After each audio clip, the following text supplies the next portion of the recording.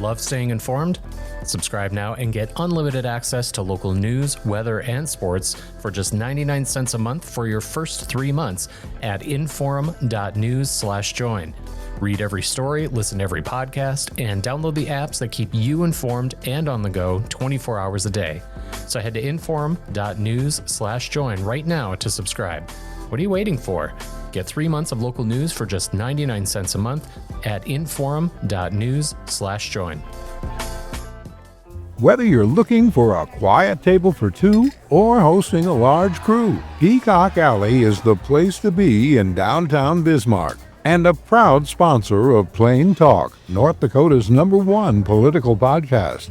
I mean, we're trying to get people to actually listen to this podcast. This iconic grill and bar is where Bismarck history, delicious food, one-of-a-kind drinks, and big ideas come together. Peacock Alley, located on the corner of 5th and Main, downtown Bismarck. You're listening to Plain Talk, the voice of North Dakota politics. I'm your host, Rob Port. If I sound distracted, it's because I've been busy covering this story all morning. I'm joined by my co-host, Chad Oban. He's right of center, I'm left of center, both sides of the political spectrum. I think it's cathartic. I think it's a necessary and proper debate. I'm glad we're having it. And honestly, we have to do better. Okay, I don't know why I'm getting blamed for this, right?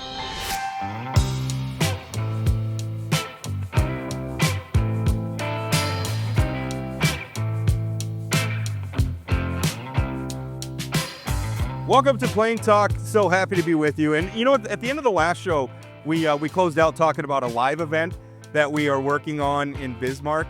And when I say live, by the way, we're not live streaming it. This is our first time doing this, so we didn't want to add that extra complexity. So it's going to be recorded live at Peacock Alley, and it's going to be a lot of fun. Chad, I learned that there's going to be a wing special while we're on. Yeah. Here's the deal. Nobody's coming to watch us record the podcast. They're coming to eat the cheap wings at Peacock Alley. Right. What are we, February 18th? Is that the date of it? 19th, I believe. 19th. Yeah. Are we announcing that yet? Did I get cheap wings? So that's guest Mayor Scott Decker weighing in. And by the way, I love their wing deal. They have left wings and right wings. So everybody can choose the wings that they want. I don't know if they have any middle wings. I would think, Rob, during the legislative session, those right wings sell a lot faster than those left wings do. I wonder how you tell the difference between a left wing and a right wing. I don't know. I've got some thoughts. Let's talk offline about it. Well, we'll save the discussion of chicken anatomy for off air. You know, we got a great show. In a moment, we're going to be talking with Dickinson Mayor Scott Decker. Interesting situation. Obviously, it's a very local issue for Dickinson, but I think some of the issues are things that communities across North Dakota and probably in some ways across the nation are grappling with, which is, you know, how to deal with, you know, the balance between allowing, you know, the maximum amount of public involvement and transparency and everything, but also the fact that they got business to get done. And it's hard to balance these things. So we're going to be talking about that in a moment. Also coming up later in the show, I wrote a story about I wrote it after watching Travis Fink, who will be our guest. He is the executive director of the North Dakota Council on Indigence, basically North Dakota's public defenders. And you know, he gave his testimony for his budget before the Senate Appropriations Committee and was talking about the degree to which their office is underfunded, to the point where we have been on a borderline constitutional crisis. And the reason why it's a constitutional crisis is because people who are charged with a crime in the American criminal justice system are guaranteed a right to an attorney, right? We all know that. If you've watched Law and Order, you've heard them say that famous Miranda warning. Everybody has a right to an attorney. And so we have to provide an attorney. And we're not paying enough, or we're borderline, we're not paying enough or making enough resources available to have enough attorneys to do this and to do it effectively. So we're going to have Travis on to talk about that later in the show. But for now, let's get to our first guest, Mayor Decker. Mayor, how are you? Man, I'm great, man. I woke up. I always, when people always ask, I always, my response, and a lot of times I get a chuckle. I say, hey, but I woke up. It's a great day. That's right. Yeah. That's I look at it. What I wanted to have you on about is your city has gone through, and I guess is still going through, a recall effort. Now, I think everyone on this call would say that we like the recall process, right? It exists for a good reason. I'm glad it's there. And citizens who feel like they want to avail themselves of it should. That's why that process exists. But in Vegas, I agree. in Dickinson, we had a situation where I feel like the process was being abused. There was a group of, I don't know what you want to call them, gadflies, activists, who were convinced that the city did not issue or did not conduct its oath of offices correctly. I don't know that that's true, but that's what they were convinced. They launched a recall effort. The recall effort targeted our guest, Mayor Decker, also targeted Commissioner John Odeman, and also targeted another member of the commission, Jason Friedrich. Am I pronouncing that right? Is it Friedrich? It's Frederick. Friedrich. Frederick. Okay, there we go.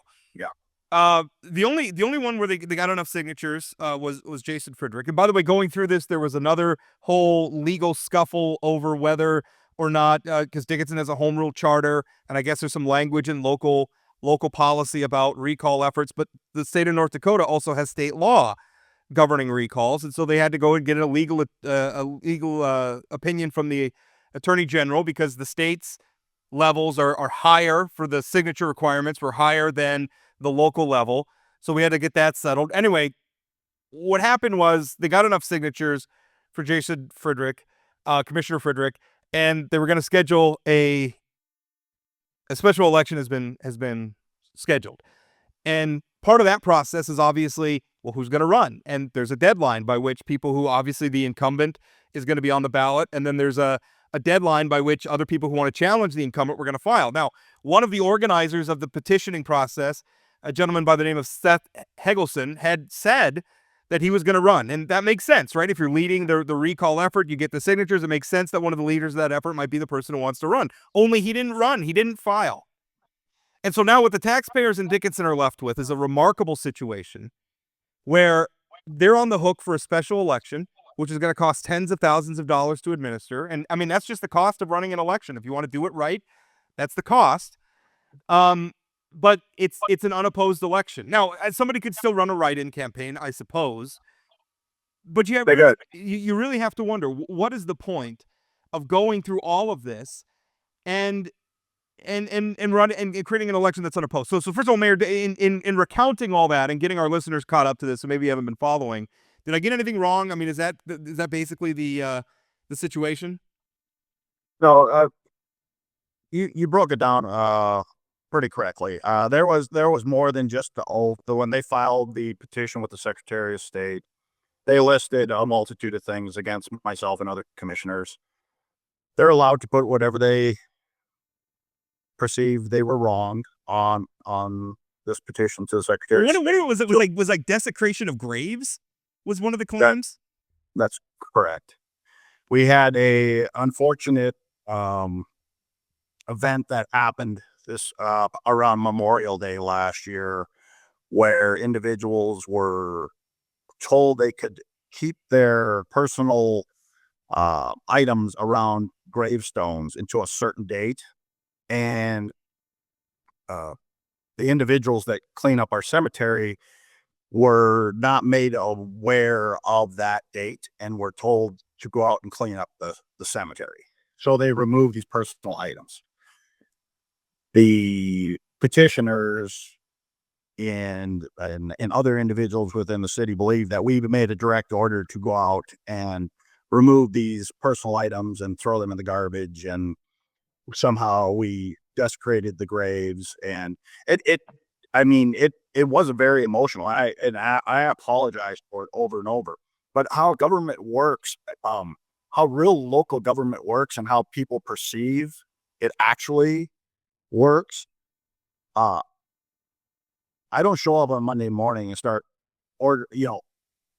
issuing edicts like this is what every department's going to do on Monday morning at 7:30 in the morning. We have layers, and all those layers, there's layers within the layers. In public works, there's buildings and codes and buildings and sites, and there's a layer there. There's an individual that's in charge of the cemeteries that has all those individuals that work underneath. And if the right word, the right orders aren't issued and there's confusion in there, that's how something like this happens. And it did not come down from the commission. That's day-to-day operations. And it was just, again, it was very unfortunate that it happened at that time frame. And we set up the appropriate method so people could retrieve the items. And if any of the items were damaged, they could file for us to pay them to fix those items. So, Mayor Decker, first of all, thanks for your service. I think that what people don't understand is local government is often the most difficult elected jobs because you're so close to the people. So when your streets don't get plowed, they know who to call. They're not calling the governor. They're calling their city commissioner and county commissioner. So I'm going to make an assumption here, Mayor Decker, is that the folks who did this recall are likely often critical of spending that the city of Dickinson does, may have supported a measure to eliminate property taxes. And now they made a decision to do something that's costing the taxpayers tens of thousands of dollars. And there's no repercussions to them. The taxpayers are just out this money. Is that correct? That they don't have to do anything to pay for this election. They collect these hundreds of signatures. The taxpayers pay tens of thousands of dollars, and that's it. You are correct, Jeff. And on top of it, we have to run the election by ourselves. We are not getting any help from the county. We are printing ballots. We are renting a facility. We are taking city employees and having to make them election officials. And that's all extra costs because they're taken away from their normal job. Now they have to oversee this election, and then they have to do a ballot count, and to ballot count and verify whatever write-ins there are, because Commissioner Frederick is going to be the only one on the ballot. So yes, they can put write-ins in, but now they're going to have to verify the write-ins. If they do mount this write-in campaign, well, I haven't seen anything. This election's right around the corner, March 11th, and these it's just going to take time. And yes, there are no repercussions against them.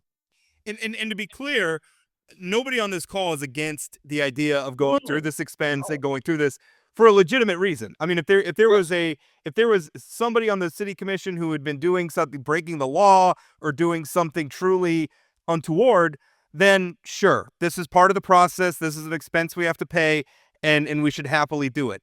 I guess to me, it's very frustrating.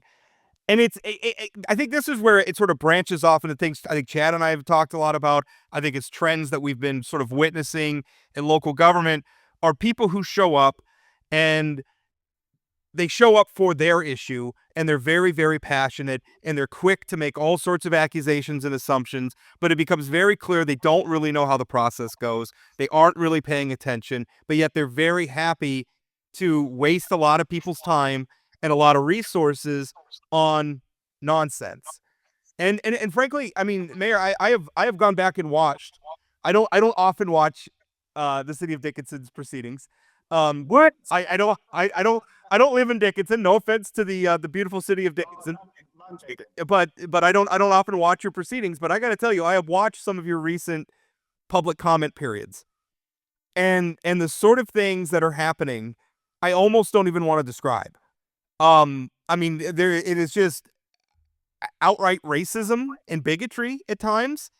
It is, and I have to wonder again, if you're a member of the community who has shown up at your city commission meeting because you're concerned about a local tax issue, or you're concerned about a zoning issue, or you have business that you need to testify before the committee, and then you have to sit through that. Now your city is making some changes to that process. And I'm sure you're doing it mindful of the fact that public input is important and it is something we want. But how do you draw the line between what is good and what is bad? Well, and you're spot on when they throw out the allegations. And if you've watched the meetings, I've gotten to the point, I bite my tongue. I am patient. but my patience is, and I think other members of the commission and community members, our patience is wearing thin, because we are trying to do the business. We are trying to keep the city on track to do great things. And the challenge is when it's just repeated allegations that we're felons and we're doing all this stuff illegally, and it ultimately it's their goal is to get at one member of our staff. And somehow, if they can remove us and replace us, they can eliminate that one member of staff, because it's this personal vendetta against that individual. You're, as I said in the meetings, take it to, if we're felons, take it to the proper authorities and prosecute us. To stand up there and just, with your sophistry and continue to just, berate the members of the commission, berate staff members that we're doing all this stuff, well, then take it to the AG's office, take it to the state auditor. We get audited every year by Mr. Gallion. Every year, his office, they audit us. Ask for the files. Ask to see. I have been on the city commission for 10 years. And to your point, Chad, I have been on the city commission for 10 years. You know how many people have shown up to a budget hearing in 10 years? 2. And that's because we were going to cut their funding, because they are part of one of our sales tax items. We are going to cut their stipend, the funding for their stipend. And those are the only 2 people that have ever shown up in 10 years. And we as a city, if you look back, anybody can look back. We have held the line. People complain about property tax, and there's a whole discussion. I sat through that meeting down in Bismarck this week about the proposed property tax measures and everything. We as a city have held the line. We have been at $5.7 million in property tax the last 7 years, going on 8 years. We have not adjusted that.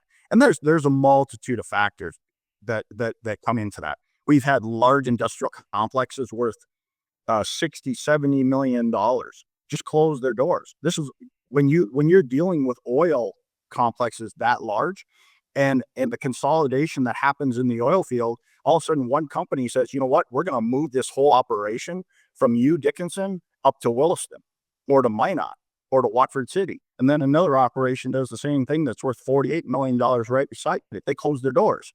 Now you're sitting on over $100 million in valued property. And then it changes hands. And in our case, the one property benefited the city greatly, because it went from being this huge industrial complex and getting turned into the CTE, which is just phenomenal. And Dickinson is offering all these opportunities. And I would just invite you, gentlemen, if you ever want to come out to our CTE, it is phenomenal. This should be the example, but it is an anomaly too, because they bought this huge industrial complex and they were able to convert it and provide all these opportunities for these students, not only at the high school level, but also at Dickinson State University. And but guess what that's worth now? That's worth 0 on our tax rolls. So we have to take the extraordinary measure when we're looking at these large properties, when they're rebought or repurposed, and now they're worth nothing. So we have to kind of eat that, but that valuation has to get spread then out across the city. And when you explain that to people, now you over $100 million in valued property is now spread out across everybody. We have to all absorb it. So we have to hold the line. But then by us doing that, the challenge is how do you make up the difference? Because people still want the services. They still want their snow removed. They still want X and Y. And now we're looking at possible caps placed on us by the state, a 3% cap. And we're one of those cities, we've held the line. Good. So one of my concerns, Rob mentioned these folks who show up at meetings in Dickinson and make derogatory comments. That's not unique to Dickinson, right? I mean, I think we're seeing that all over the state at school board meetings and And I think it leads to a couple different things. I mean, Rob mentioned the citizen who wants to come to a meeting and have their voice be heard. They're not going to sit through that crap. It's hard enough to find time to go to a city meeting. But then you're going to have less people who want to run for these offices. You're going to have less people who want to work for the cities and counties and school boards because, like you said, I mean, nobody wants to go to work and get berated by some person about conspiracy theories and that kind of thing. Which leads me to my question. One of the things that Rob has talked about, the reason for the recall is that the oaths were not properly taken in Dickinson. This is something I've heard on a statewide level, like legislators don't take the oath properly. And what, maybe this isn't for you, Mayor Decker, maybe it's for Rob, but can somebody explain to me, to the listeners, what's the accusation here? Because I assume when you got sworn in, Mayor Decker, you didn't determine what the process was. Somebody else determined that process. So what's the accusation here? They are saying, well, there's multiple here, Chad. There's they'll make accusations that we didn't take it on the right date. Like we're sworn in on July 2nd, but we should have been sworn in on July 1st. Well, our commission meeting fell on the 2nd, and that's when we had our reorganization for the city commission after the election in June. And typically we waited.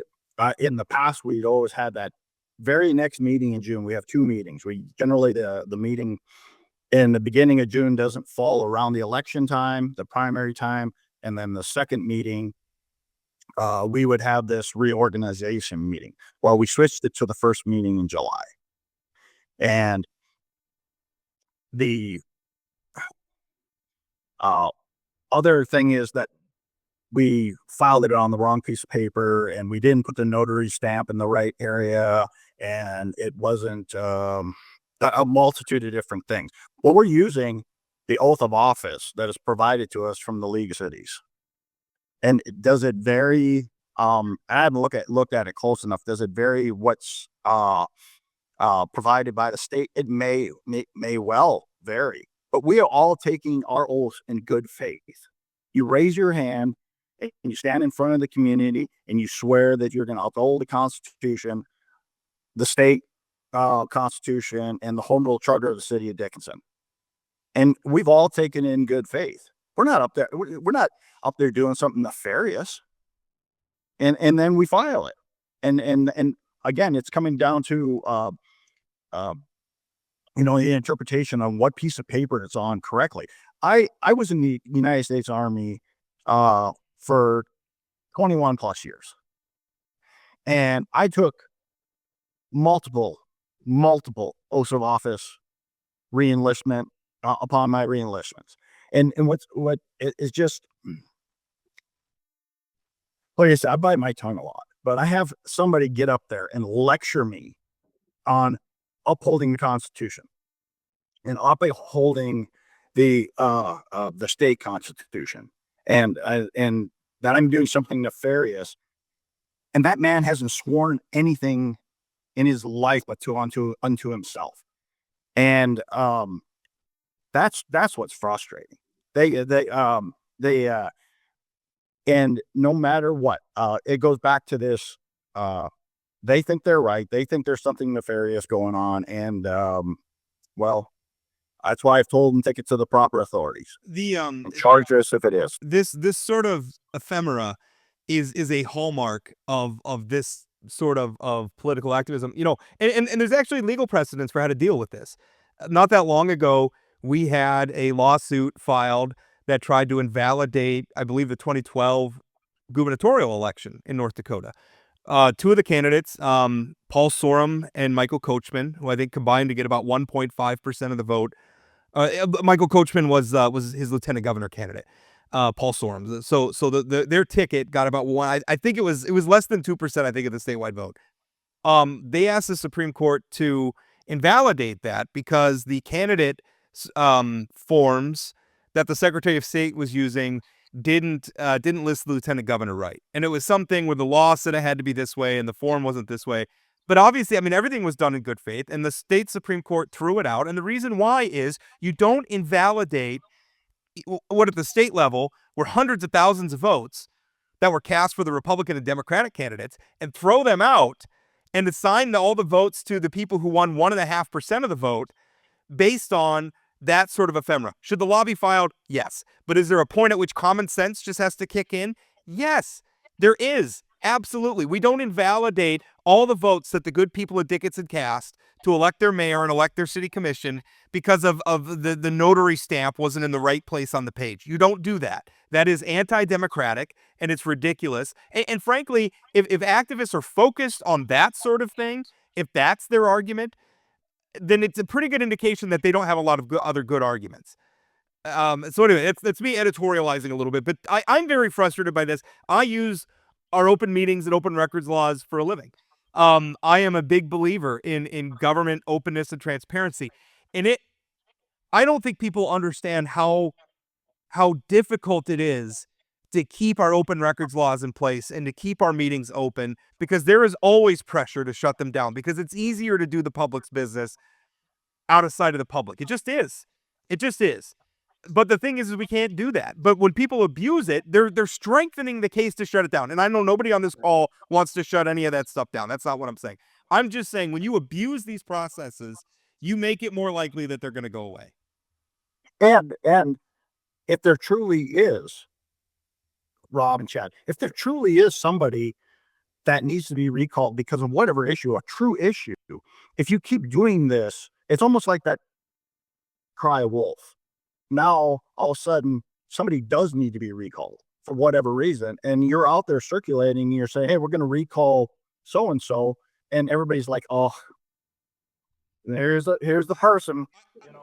I get upset when I hear people say everybody's corrupt, all the politicians are corrupt. Well, it's not true. First of all, it's not true. Oh. But when you say, well, they're all corrupt, and then someone comes along and they're actually corrupt and they're actually a problem, it's hard to convince people of it because it's like they're going to shrug their shoulders and say, yeah, but they're all corrupt, so who cares? It is frustrating. Honestly, when back to chat to your point about trying to find individuals to run.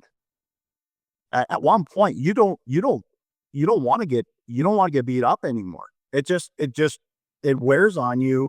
And yet other individuals see that and they're like, how can you do this? How can you do this?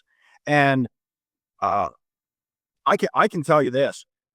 The Dickinson City Commission, every one of those commissioners and past commissioners, they have a passion for this city. But if you continue to just beat them down and wear on them, after a while, the good people are just like, you know what? I don't need that. And individuals, there's individuals out there that, if you just indulge me, it's a funny story. I had a plumber over at my house, and he's working on my plumbing, and he looks at me and he goes, "Aren't you the mayor?" And I'm like, "Yeah, I'm the mayor." And he goes, "I should charge you more." I said, "Really? Why should you charge me more?" He goes, "Well, for all the money you make." And I said, "Humor me." I said, "Please humor me. How much do I make?" And he goes, "Well, you have to make 6 figures." And I said, "After taxes, I take home $440 a week." And he looked at me, he said, "Don't be offended, but why do you do this?" And I said, "Well, it's not for the pay. I grew up here.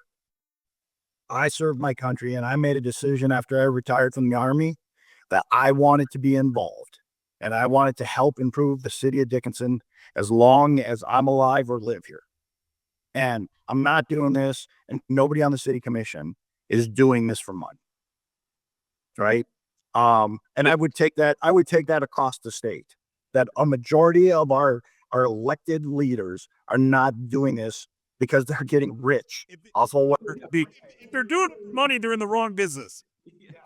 They could go down and be a barista and make way more money than being a local elected official.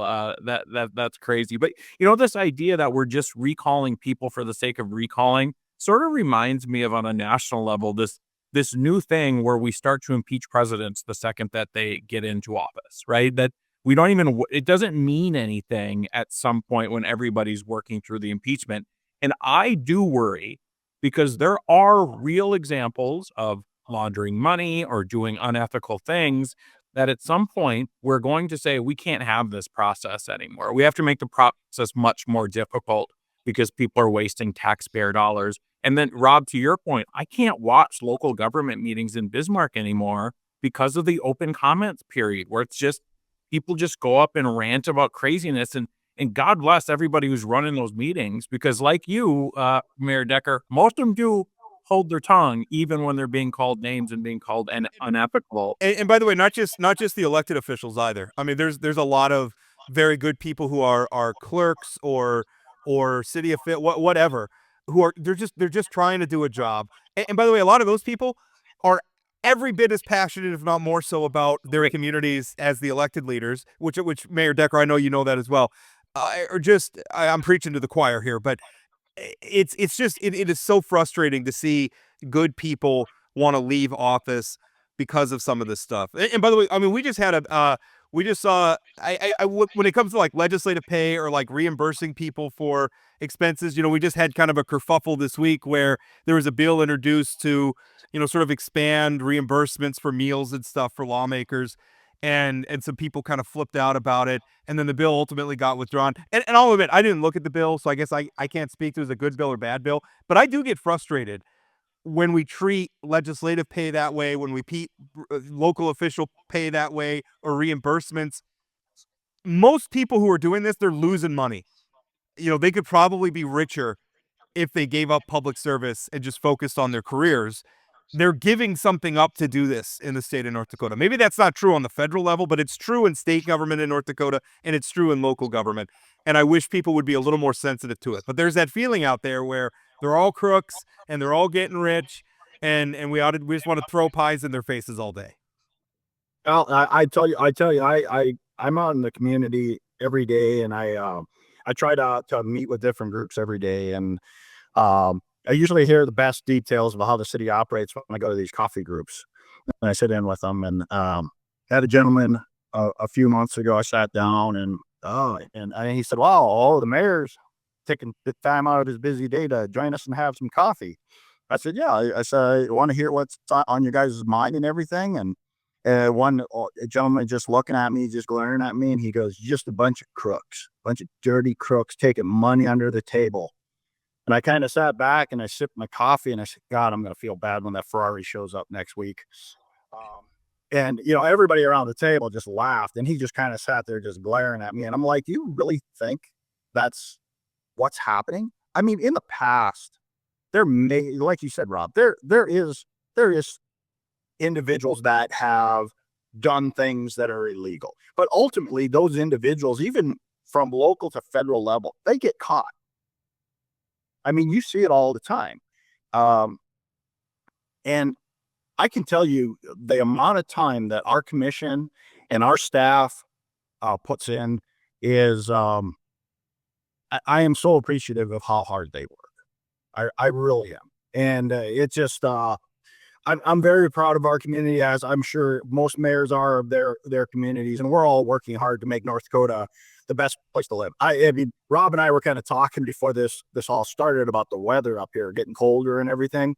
And I've lived all over the world, and I've told people for years, our weather here in North Dakota is inconvenience, and they kind of chuckle at me.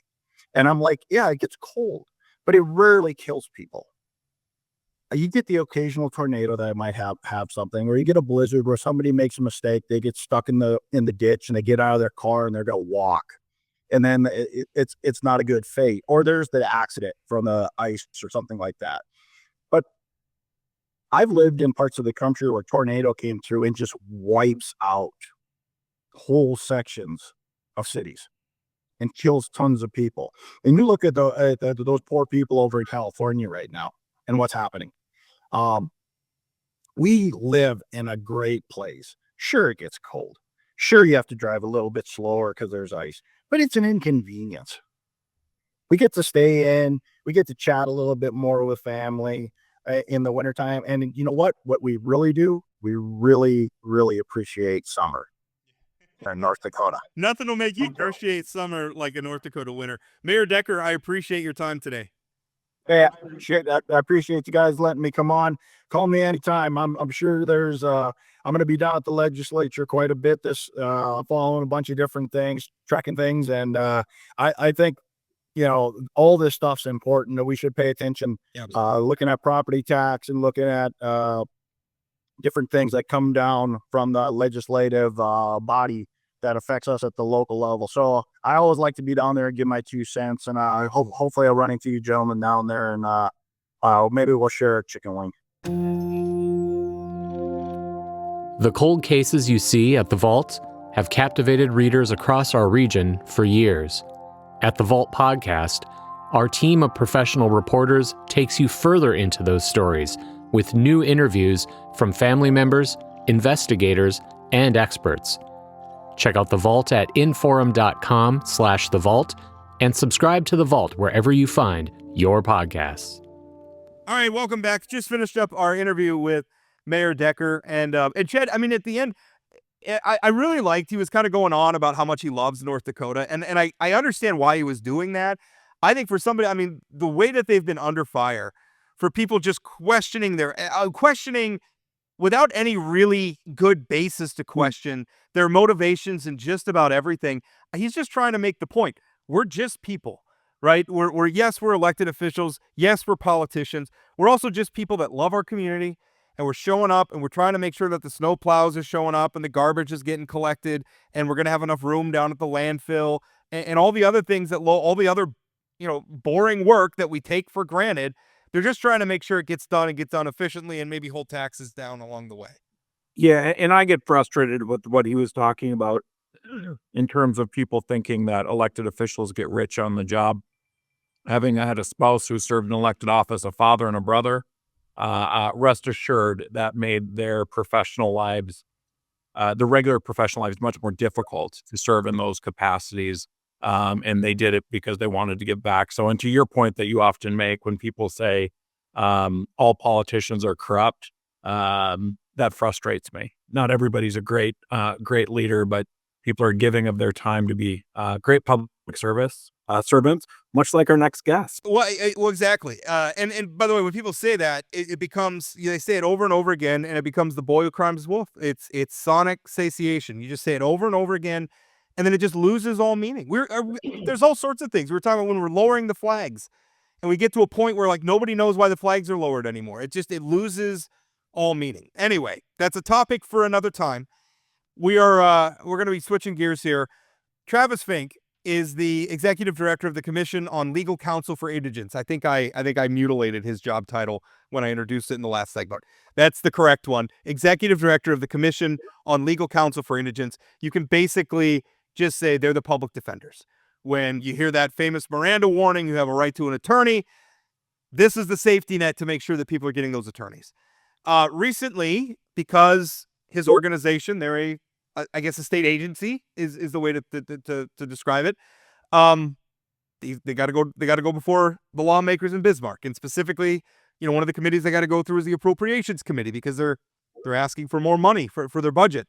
They want to get funded. They want to be able to pay people. And the story that our guest Travis told the lawmakers is one that ought to make North Dakotans sit up and take notice. And again, the problem with the criminal justice system is most of us are never going to be in the criminal justice system. Certainly not at the scale that, to the point where we're facing a serious criminal proceeding. I mean, most of us, it's going to be a traffic ticket or something like that. But Travis's office handles 80%. This is one of the statistics he cited during his testimony. They handle roughly 80% of the state's felonies. They're going through his office, and they are at a crisis point where he mentioned that we were perilously close to a constitutional failure. And what he meant by that is that in one part of the state, the southwest part of the state, I guess it's Dickinson Day on Plain Talk, but in the southwest part of the state, they were very, very close to having to tell the court that they simply could not take any more clients. And at that point, with the courts trying to assign people to public defenders, and there's no public defenders available to assign them to, we have a constitutional crisis, because those people have a constitutional right to legal counsel. So anyway, I'm going to stop describing this problem that Travis can do a much better job of describing. Travis, how are you? I'm good. Thanks, Rob. Did I get all that right? Am I doing a good job? Yeah. Yeah. What we had provided to the Appropriations Committee is out in Dickinson, we have a 2-attorney office, and one attorney left our employment to go somewhere else to make more money, as we commonly hear when attorneys leave our employment. And when that attorney leaves employment, we have a bunch of cases we need to find a home for. And the reality is we were struggling to find anyone to take those cases. We've not been able to replace that full-time employee. So we've tried to find private attorneys who would be willing to step up and take cases at the limited rate we can pay them to cover those cases. So thankfully, we were able to cover those. But if we have a couple really busy months, I'm not sure we're not right back in the same situation. So, Travis, kudos to your team at the appropriations hearing. I thought you guys did a great job. As a matter of fact, during the hearing, I emailed Rob and said, "Hey, we should talk about this." And he said, "I was watching the same hearing. I already filed my story." And so, obviously, it's something that both of us are paying attention to. I thought the conversation about investigators and the fact that you only have one investigator in the whole state, that investigator, it sounds like he makes somewhere in the $50,000, to $60,000 range, could go and be a police officer and make $20,000 more. To me, that's a real problem. And so can you talk about the role of investigators in your office? How many do you need? How are you going to go about hiring those folks if you get the appropriations? Yeah, I appreciate that, Chad. And good morning. I guess I only greeted Rob, so good morning to you. Rather, I'm used to it. I mean, Rob is so needy. That's it. Well, also that's a plain talk tradition of not introducing Chad. No, so the reality with investigators is not only are we required to provide attorneys to represent individuals when they're determined to be indigent, we're also required to provide constitutionally effective representation. And part of that constitutionally effective representation is we have to investigate the cases. With the number of cases that my attorneys are covering, we don't have time a lot of the times, to go to crime scenes, to go and interview witnesses. And an attorney really should not interview witnesses on their own anyways. They should have someone else doing that. So historically, the commission has always used private sector, private investigators to do that work for us. The problem is we've not been able to really increase our attorney pay. And so we can't pay investigators more than we're paying our attorneys to handle the cases. So with the amount of money we can pay for private investigators, we're not able to get that many private investigators across the state willing to do the work. So we've looked at having to bring them within our offices. So obviously our budget request was to get an additional 5 FTEs, which would give us 1 investigator in each office. Governor Burgum and Governor Armstrong, both in their recommendations, recognized we need to expand this program. They both recommended 2 FTEs, which, hopefully would at least give us 1 in the West and 1 in the East, so we could start dividing some of the work a little bit. But the reality is if we don't investigate the cases, we may end up handling the cases again as an attorney in a post-conviction type proceeding, because everyone is entitled not only to a defense, but the constitutionally effective defense. So that's why we're trying to move towards those investigators. There's also the ABA 10 Principles of Effective Public Defense Delivery Systems requires that defense attorneys should have access to things like social workers and mitigation specialists and private investigators. We were the last state-run agency in the country to get investigators on staff when we got them last session. So now we're trying to build that program. And next we'll be looking for those other positions in order to really move us to where we need to be constitutionally effective.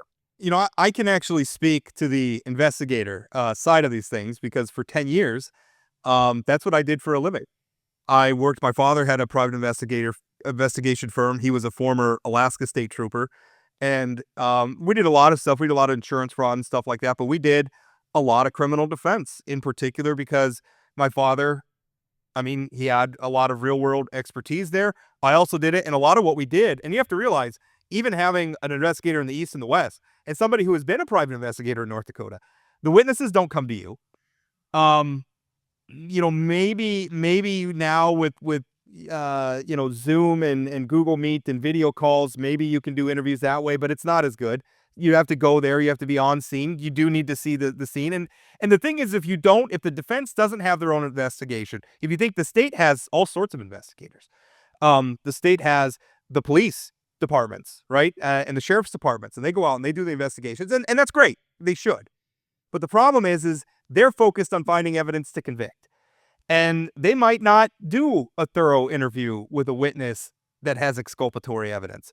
They might not do a thorough review of a scene that's important to the crime that might have because they're focused on stuff that supports their contention. Of course, the defense has a different set of priorities, and it makes sense to have an investigator. I remember one time, and this was in the federal system, we were appointed to be public defenders. It was an arson case that happened up on the Turtle Mountain Reservation, if I'm remembering right. And there were, we counted it up, there were 25 federal investigators who had worked on this case in some capacity, some more than others, obviously, but 25. When we were appointed by the federal court to be the investigator for the attorney who had been appointed to be the public defender, we were given a budget of $1,500. We live in we were based in Minot, and part of that $1,500 is to pay for us to get up to the Turtle Mountain Reservation, which is about an hour and a half drive from where we were. I mean, that's a 3-hour round trip just driving, just windshield time. So anyway, I think people hear private investigator and they think, well, that sounds like an extravagance or something. No, if you want, to Travis's point, constitutionally effective defense, this is something you got to have. Now, Travis, what are you asking for? I mean, from the legislature, what's your wish list? I mean, what's a perfect world for you? And so our main priority that we're focusing on right now is trying to get some sort of parity within our compensation structure. So, turnover we look at turnover in a calendar year. We average about 25% turnover every calendar year. So we're retraining 1/4 of our workforce every year. Additionally, when you look at over the course of this biennium so far, and we still have 5 months left in the biennium, we've turned over 43% of our employees. So when you look at that, I mean, that's almost 1 out of every 2 employees we've had to retrain. And so when you lose an attorney in a situation, obviously we've got to reassign those cases, and then I've got to train a new attorney, and that becomes really expensive. Additionally, when we lose an administrative staff, then we're having those attorneys perform those administrative functions, and then they can't take as many cases.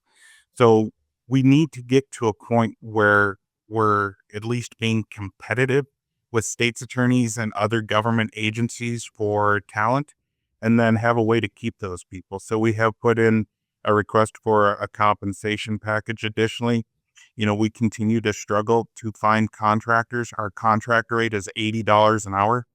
I always tell people, I encourage anyone to go talk to any attorney and see if they'll pick a case for $80 an hour. It's a difficult conversation to have with people.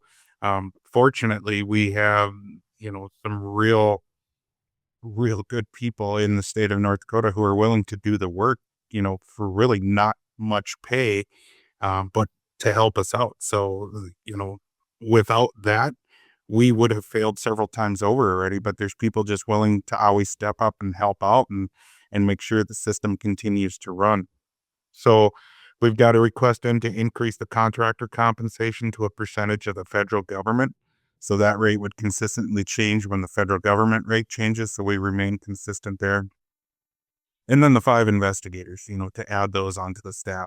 And the reality is it's not just our attorneys that are underpaid. Our investigator is underpaid.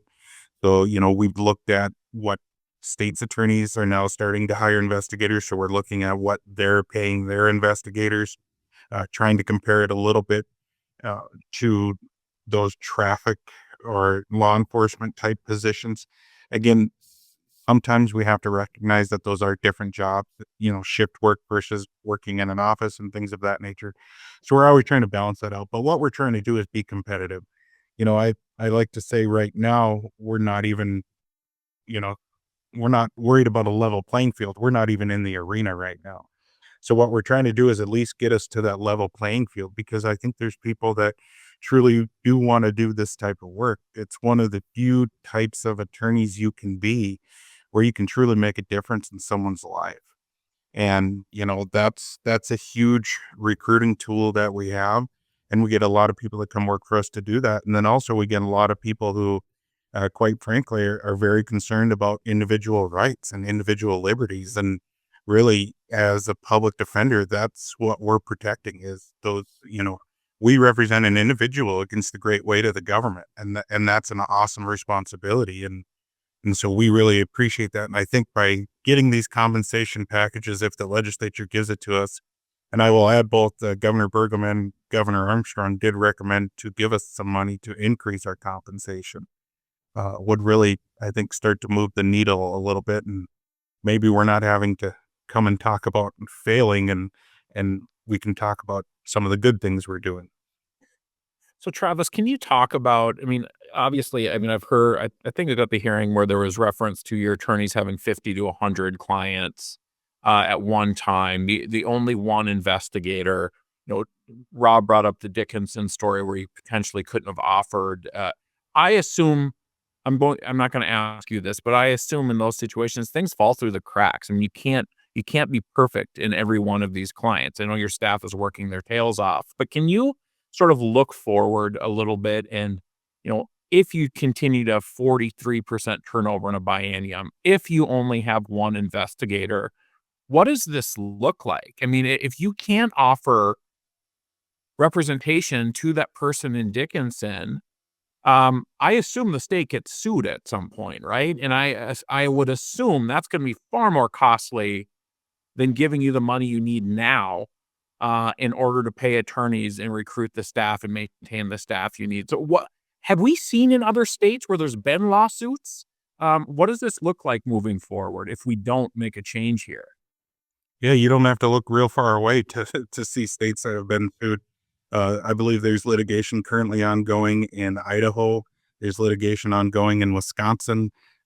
There's litigation in quite a few different places where different advocacy groups have recognized that, these are constitutional requirements. And when states aren't meeting their constitutional requirements, there's repercussions, but I'm very careful to, I'm not a Chicken Little type. I'm one of those that believe, as long as we have air in our lungs, we've got an opportunity to make a difference. But, some of it is I don't want to, advocate that we should be making these changes because we're going to get sued if we don't. We should be making these changes because it's the right thing to do. Right. It's what the Constitution requires us to do. And all of us as public servants or legislators, take an oath to uphold the Constitution. And these are one of those constitutionally mandated things. So, that's the way I look at it.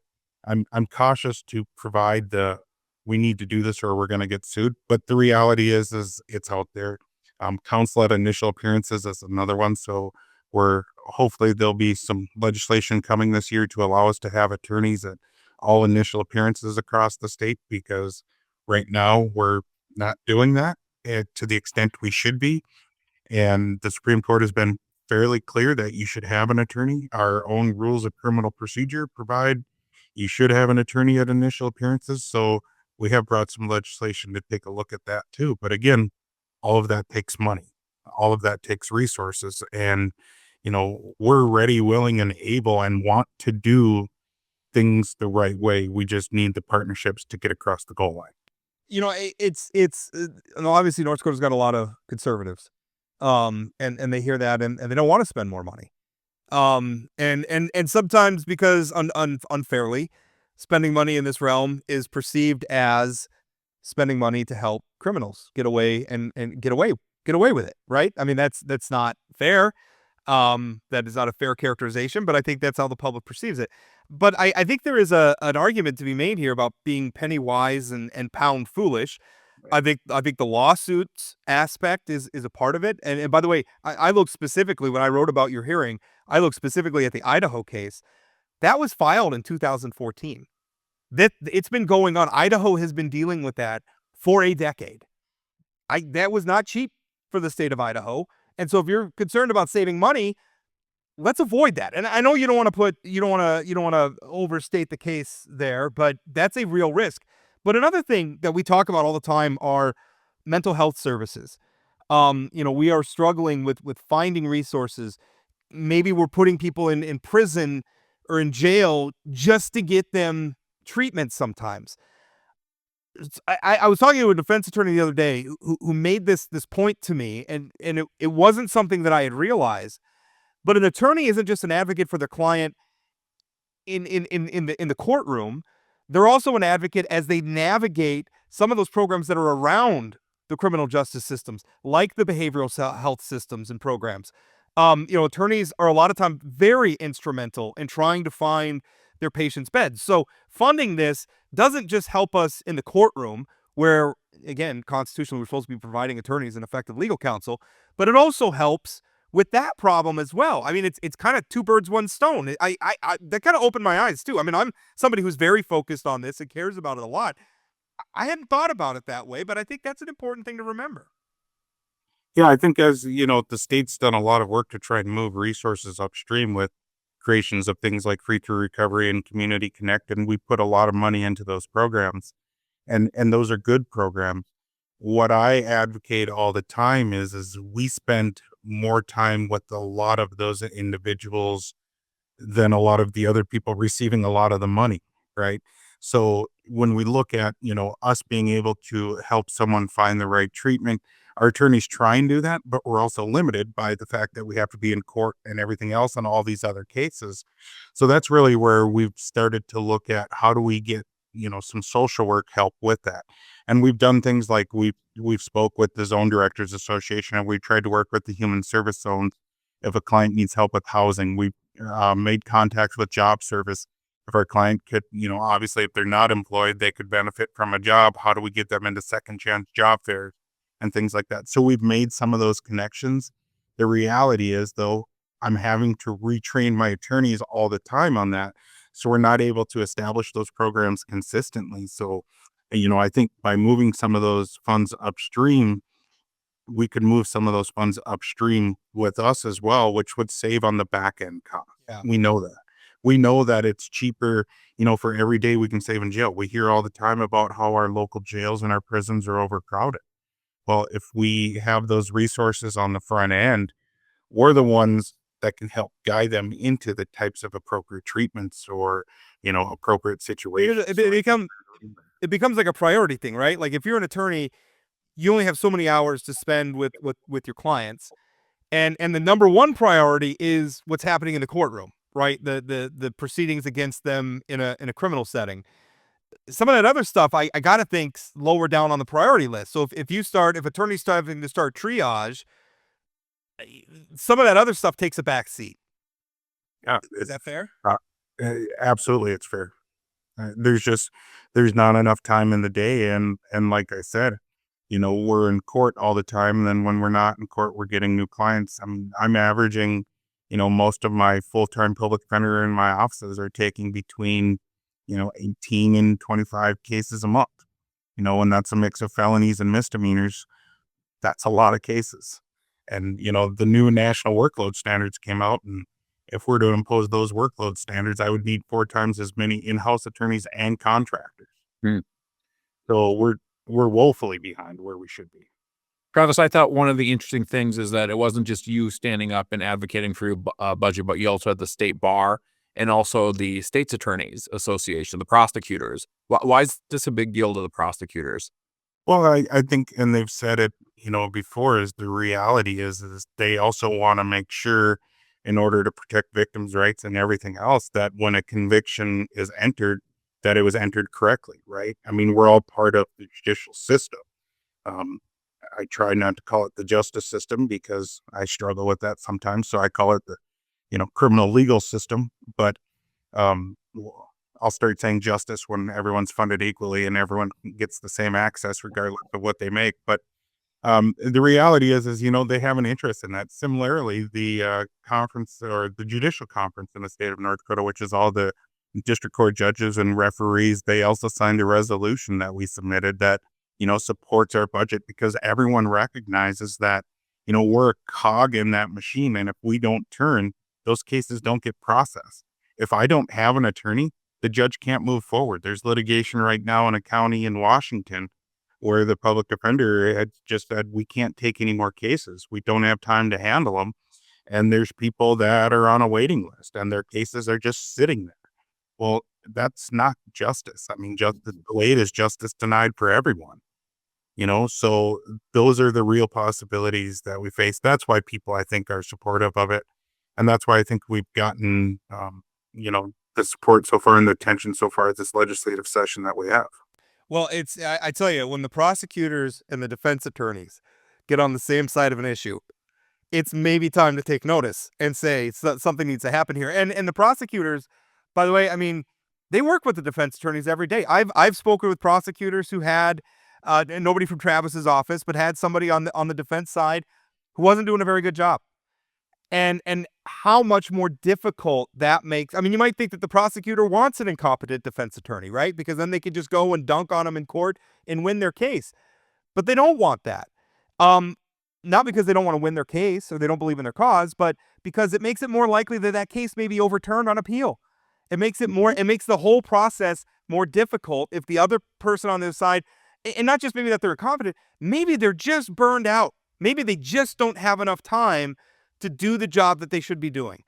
The prosecutors want that too, and I don't want to speak for them. Obviously, I'm not their spokesperson, but I have a feeling that's why they showed up at that committee hearing and were supporting this, because they want people with resources on the other side too, so that they can do their jobs effectively and well, and feel satisfied that they're achieving the right outcomes. Travis, that's all the time we got for you. I really appreciate you guys coming on. I think I am probably so biased in favor of the my good friend, the Attorney General, all the time likes to not ridicule me, but accuse me of having too many friends in the defense bar. And I tell him it's kind of the family business a little bit. I think criminal defense attorneys, I think they are our first line of defense when it comes to our civil liberties. I think there's a lot of problems sometimes that we have those debates in a criminal context. And I think sometimes we have a hard time removing the criminal context and realizing they're really fighting not just for their clients' rights, but everybody's rights in a lot of ways. I just think you guys are the salt of the earth and absolute heroes. And I hope you get what you need from this legislature. I appreciate it, Rob. And we do have a lot of great people that do great work with really some insurmountable odds sometimes, but the kudos really belongs to all the people in the trenches doing the work. Thanks, Travis. Good luck. Thank you. Hey friends, we've got a new way for you to participate in the show. You can now call us or text us with your questions, comments, or anything you want us to discuss on Plain Talk. Just give us a call or shoot us a text message at 701-587-3141. That's 701-587-3141. It's super easy. Leave your message, tell us your name and where you're from, and we might feature it on an upcoming episode. Thanks for listening to Plain Talk. Now let's get back to today's episode. Well, welcome back. First of all, I want to just throw out a shout out to public servants. We had two pretty good ones on the show. And listen, I get it. If you're from Dickinson, maybe Scott Decker's, Mayor Decker's made some decisions that you don't like, and that's democracy. But just to everybody in that vein, Travis Fink is not an elected official. He's just a public servant who's doing a tough job and trying to do it well, super cares about it. I think the man's a hero. I think Mayor Decker's a hero. I think he's somebody who cares. And again, maybe you voted for the other person in the last election. That's okay. But I think the people who show up, who put their name on the ballot, who go through this process, who sit through those at times interminable and completely infuriating public comment sections, the people who are doing this work, they really, really matter. Because if they're not showing up and doing this work, who is? And somebody's got to do it. And I'm glad that they're showing up and doing it. And honestly, Chad, I texted your wife this week and told her, even though Aaron and I over the years have been at loggerheads on issues, she was a former lawmaker, obviously a Democrat. I'm not a Democrat, but I was glad she stepped up. I'm glad we had somebody like her in the state and the legislature. I'm glad we had somebody like her at the Rural Development Office, which is a job she's leaving because Donald Trump won the election. That's a presidentially appointed position. And just shout out to people like that for putting their names forward, being serious about it. And again, it's not about agreeing with them all the time, but it is about appreciating the fact that they're willing to step up and do the job. Yeah, so I mean, I didn't know that Aaron had done an op-ed until Rob, you pointed out to me that it was in the state's largest newspaper, and so I thought what she laid out in that op-ed was really, really great. One of the things I liked about it, and I'm going to brag about my wife a little bit, is she's not complaining about the last presidential election. She served at the you know the at the president's what's the word that they use at the call of the president? At the pleasure of the president. Pleasure of the president, and her her president lost. And now today's her last day in that job. I will just tell you a really quick story. Last night, Aaron and Evan and I went up to Belcourt because the Turtle Mountain tribe was recognizing Aaron for her work with them. And so a bunch of people from Aaron's office and some of the tribal leaders and tribal staff were up there and just had dinner, and they gave her a quilt and other things. And I will tell you the admiration between the tribal officials, the staff at rural development, and Aaron about the projects they'd worked together on. I mean, they built that recovery center up there at Turtle Mountain together. Aaron, as we drove into Belcourt, pointed out the water treatment plant and how rural development was involved in that, and the sausage making plant near Herdsfield. I can't remember all the places, but like literally driving up to Belcourt, her pointing all the places that rural development and the folks in her office have been involved in. And it's really cool because I think so often we give government spending a bad name, but there's really great nonpartisan folks working together. And Aaron and the folks up at Turtle Mountain and her team last night really showed that. And it was great to be able to see how much they appreciated the work, because the conversation we had with Mayor Decker, these folks aren't getting rich. I mean, Aaron's got this was a great job that she was at, but you know, a lot of the elected stuff isn't great paying stuff. And the appreciation of folks working together, again, not always agreeing on things, but they saw a need in a community and they worked together to make it happen. That's what we're supposed to do. One of the most consistently frustrating things to me when I watch the general public, or even, I mean, people who know what I do for a living, right? And so I meet them socially, and they're maybe not very political, but they talk to me. And, you know, the way I see people talk on social media, people don't follow this stuff very closely. They take government for granted.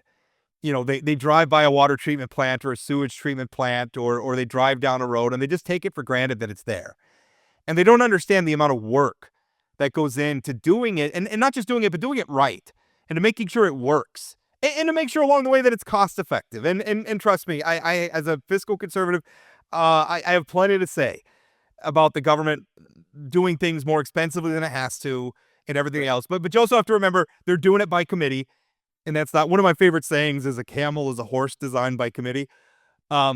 It's hard to do things through the democratic process. It's hard to do things by committee. That is one advantages sometimes that dictators have. I want to pull out my hair when people say, "Well, we ought to do things like China." Well, China can do things sometimes because they're not a democracy, and they can just steamroll people's rights and force people to do things. And we don't want to live that way.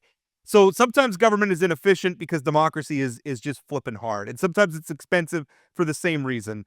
But I would really like to get back to a more civic-minded, public-spirited sort of America, where we are appropriately skeptical at times, and we want transparency, we want accountability, but also sometimes we recognize it's just people doing a job, and we're all trying to do the best. And most of us care about this country, and most of us want these things to work in our country to be better. And I want people in rural America and rural North Dakota to think about how truly dependent they are on the government. We drove by a hospital in Rugby. That would not have happened if it wasn't for the government's involvement, right? The water treatment, the addiction center, all these different things. Like, so often we say government is bad, you know, stay out of my life, while completely not recognizing the role, particularly in rural America, that the government plays on keeping your community a place where people can live. The taxpayers alone in Rugby can't build a hospital. In that region, can't build a hospital without the help of the government being part of that. And that's part of being in a society, right? I mean, and again, we don't want to overtax people. We don't want to spend whatever. But there is a role for this, and we need to recognize that. Even at a more fundamental level, one of the things Democrats like you, Chad, sometimes like to throw in North Dakota's face is the fact that we have a lot of federal spending that happens in North Dakota. You do. And the bulk of that is roads. That's just the reality of it. It's roads. And the nation has an interest in good roads in North Dakota because we produce a lot of food and a lot of other products that feed and power the rest of this country. And those products travel on those roads. So there is a federal interest and a national interest in people in California paying for roads in North Dakota. There's nothing wrong with that. But you also got to remember when you're being anti-government and then you get in your car and you drive on that nice government road, or maybe not so nice. Not every road's great, but Our roads are pretty good compared to most states. I'll say that. We should be proud of that. I don't have anything to complain about. But, you get on that road and you drive into town to go to the grocery store, go to the movie. You're driving on a government road. There's a whole process that went into that, and which I guess just gets back to me. We take this stuff for granted, and I'm not saying you have to like your elected officials. I'm not saying you have to agree with everything that they're doing or that you have to just not question the government. I'm not saying any of that. All I'm saying is don't take it for granted. And be nice to each other, right? I mean, I think showing up in a meeting and calling people names and whatever, and these conspiracy theories, I mean, it's not based in reality. Most people just want to serve their community. They just want to plow the damn roads for it. Yeah. That's what they want to do. That is that is my plow the damn roads party. And even when we were talking with Senator Heitkamp on a previous show about who's a centrist and who's not a centrist, and that's kind of my definition of a centrist right now is people who just they're not taking the process for granted, and they're not in that mode of just thinking, well, everybody's corrupt, so I'm just going to carry on like everybody's corrupt, and even accept corruption among people that I support because everybody's corrupt anyway, and that's just how it works. It's not. First of all, that's not reality, and second of all, that is a good way to turn all of this into a race to the bottom. So. Yep. A few quick words. Some interesting developments in the legislature this week. I was talking a little bit in between the segments that it kind of seems like the culture war bills have some headwinds this session. Yeah, I mean, we're still early in this thing, Rob, so I don't think I'm going to put the nail in the coffin quite yet of these things. But, I mean, the 10 Commandments is still working its way through, and there's other stuff. But we did see the ridiculous resolution against same-sex marriage get pulled yesterday. Evidently, Representative Dwight figured out the Supreme Court isn't waiting for their opinion. But it interested me that they pulled it because that's never been an obstacle for them before. I mean, they were more than happy to tilt to that windmill. It makes me, and again, it's early going, but it makes me feel like something's different this session. Maybe, or maybe I'm being too hopeful, but it feels a lot different. I agree with you. I hope Representative LaFleur got a woodshed and he's starting to bring some of these folks into it because that bill got terrible press. The bill about Casper wanting to get reimbursed for all his meals while he's at meetings. By the way, I'm a proponent of paying legislators more and city commissioners more and school board people more. But I think Representative Casper, the optics of that is not good. And I think that's what they figured out there. Maybe. Although I feel like we could unclench on that issue a little bit. I think sometimes we dunk on them for proposing stuff like that, and it's a little unfair at times. Here's what I don't understand though, Rob. He was looking to get reimbursed for meals when he already gets the per diem. Isn't the per diem to cover meals? That's the point of it. In fairness, I never got a chance to even look at his bill before he withdrew it, and at this point, I'm not going to look at it. So, just in general, the public's reaction, and frankly, the reaction of certain political commentators and pundits at times, is a bit much. I think it's a little unfair. Good politics. You can feed that baby, or you can feed a legislator. Okay. That's good politics. But good politics doesn't always make. Good politics sometimes contributes to the problem we just got done talking about. But might be truth to that. But I am also the Blue Laws bill failed spectacularly, which surprised me because eliminating the Blue Laws barely got over the line. Don't you think legislators were just ecstatic that it did get over the line so they didn't have to deal with it anymore? And then, Heilman brings it back. I think there's lots of legislators who are like, what? I don't want to do this anymore. Why are we doing this again? Yeah, Representative Matt Heilman from Bismarck. I wonder if part of it, I have a little last thing we'll discuss. I have a little theory about why this may be happening. If this is a thing where maybe the culture war bills are facing some headwinds this time that they didn't before.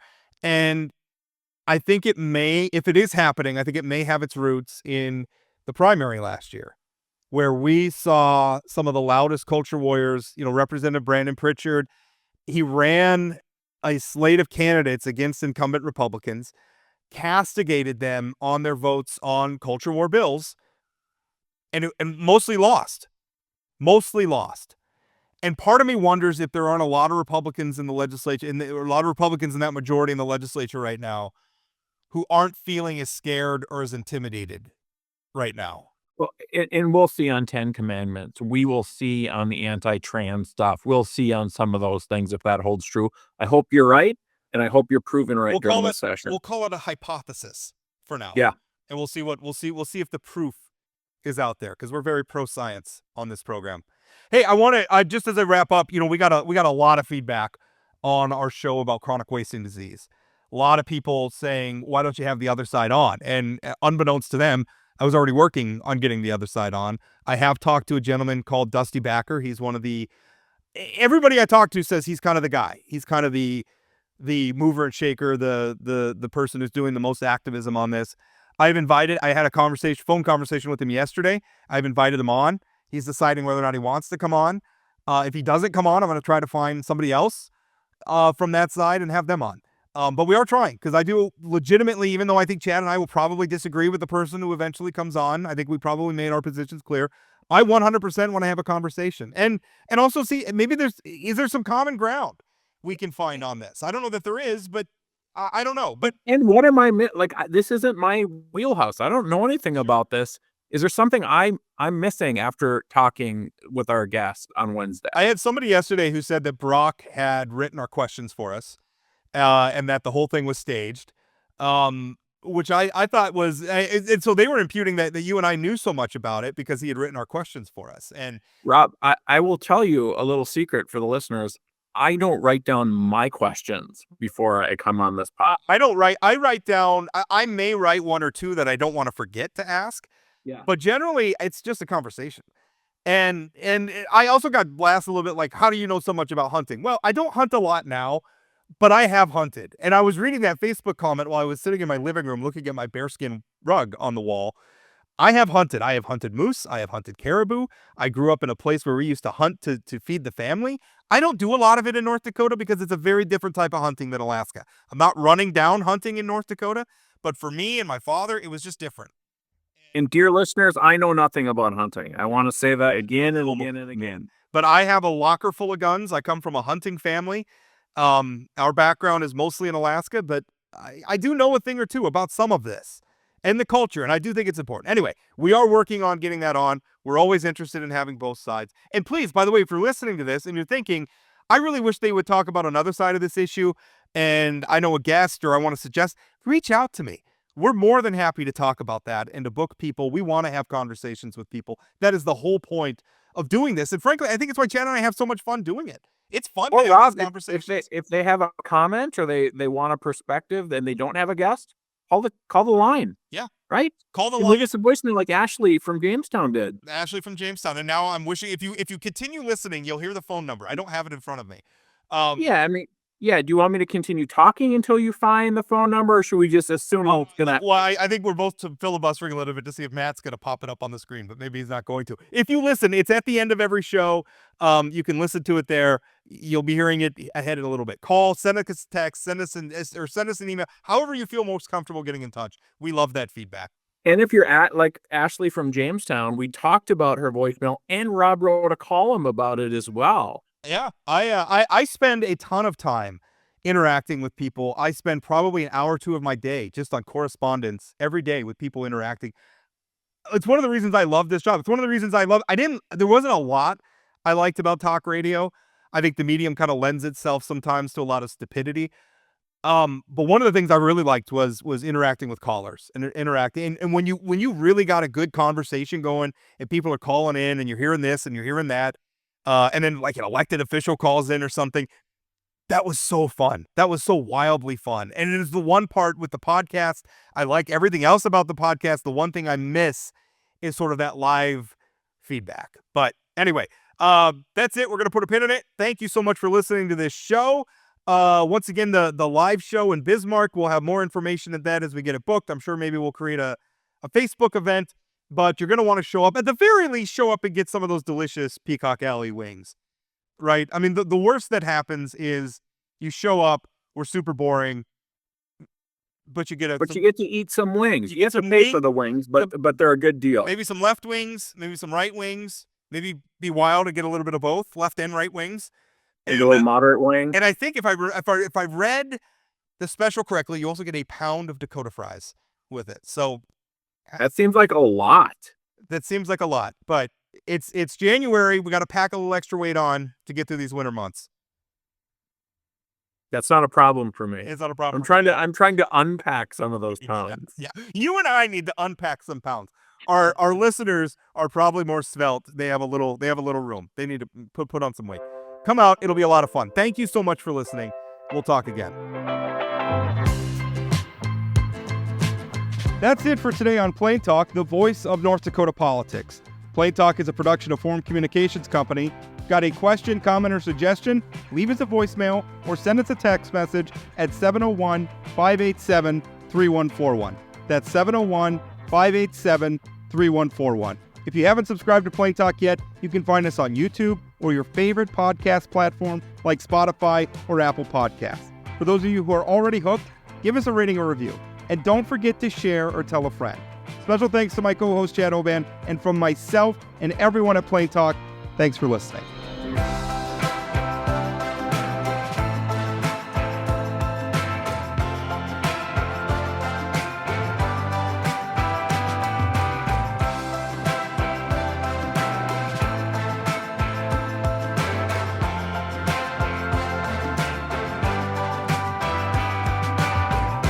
We'll save the discussion of chicken anatomy for off air.